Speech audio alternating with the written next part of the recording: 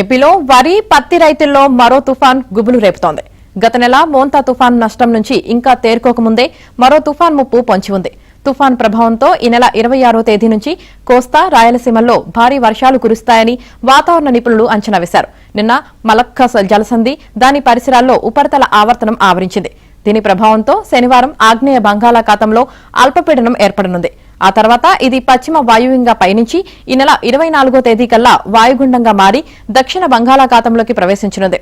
ఆ తదుపరి 48 గంటల్లో పశ్చిమ వాయువ్యంగా పయనించే క్రమంలో తుఫానుగా మారి నైరుతి బంగాళాఖాతంలో ప్రవేశించి ఆంధ్రప్రదేశ్ తీరం వైపు రానుందని భారత వాతావరణ శాఖ ఐఎండీ తెలిపింది.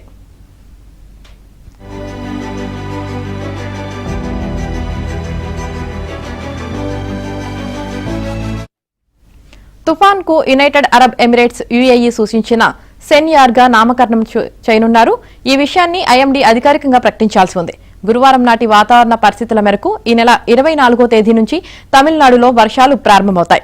ఈ నెల 26వ తేదీ నుంచి 29 వరకు తొలుత రాయలసీమ, దక్షిణ కోస్తా, ఆ తర్వాత ఉత్తర కోస్తాలో వర్షాలు కురుస్తాయి.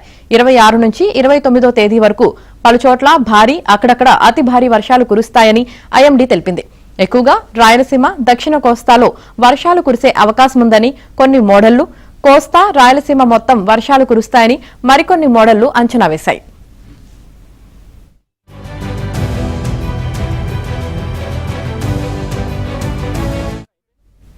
ఈ నెల 28వ తేదీన దక్షిణ కోస్తా, దానికి ఆనుకొని రాయలసీమ జిల్లాలు, 29న నెల్లూరు నుంచి కృష్ణా జిల్లా, రాయలసీమలోని అనేక జిల్లాల్లో భారీ నుంచి అతి భారీ వర్షాలు కురుస్తాయని ఇస్రో వాతావరణ నిపుణుడు ఒకరు తెలిపారు.